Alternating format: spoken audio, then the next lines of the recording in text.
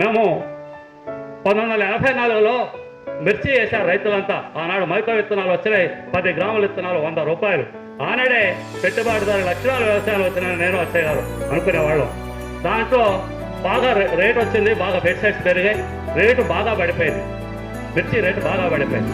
ఏం చేయాలో దీన్ని ఉద్యమం చేస్తే బాగుంటుందని రవాణా చేశాడు. అందరితో కలిపి జనరల్గా ఒక పార్టీగా చేస్తే కొంతమంది లైక్ మైండెడ్ వచ్చారు. విస్తృతంగా అన్ని పార్టీ వాళ్ళని కలిసి మీరు ఉద్యమం చేయండి, దాని ద్వారా ప్రభుత్వం మీద ఒత్తిడి తీసుకురండి అని చెప్తే మా దగ్గర బండిరామయ్య సమితి ప్రెసిడెంట్ ఉంటారు ఉమ్మడి రాష్ట్రం.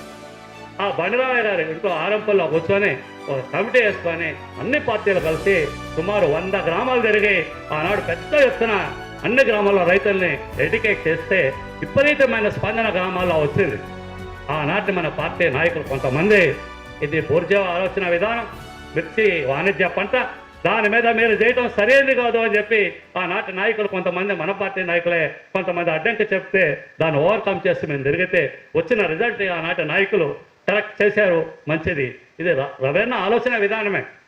ఇట్లా అనేక విద్యార్థి ఉద్యమాలు, యువజన సంఘాల ద్వారా క్రీడలు, ఎక్కడంటే అక్కడ మాస్ని ప్రజల్ని సమైక్యం చేసి దీన్ని ప్రచారం చేసి ఉద్యమాలు సృష్టించడానికి పరిచయాలు పెంచుకొని ఉద్యమాలు చేయాలని చెప్పి దాన్ని రాజకీయ చైతన్యం చేయాలి, రాజకీయమైన చైతన్యం ప్రజల్లో తీసుకురావాలని చెప్పి చెప్పిన గొప్ప వ్యక్తి కామ్రేడ్ రవణ.